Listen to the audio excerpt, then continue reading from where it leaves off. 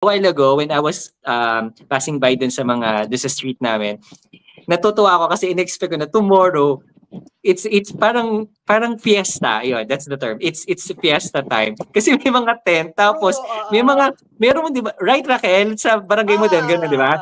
Meron tayong mga tables, mga long tables, tapos yung mga naguhuntahan, yung mga matatanda, tapos, oy, kumpare, tapos, para siyang reunion, gano'n. Yung setup, it's just like a reunion, a happy thing, tapos, happy thought lang na you get to meet your old classmates, your old neighbors, di ba? Who are not living in your community but they need to go back to vote.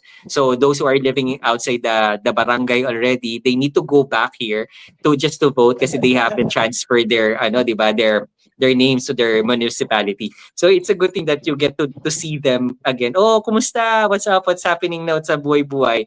Tapos ang daming mga street food. Yun yung masaya. Yung parang food crawl. Di ba? Mag-ano ka lang, food trip ka lang. Tapos sasaya lang.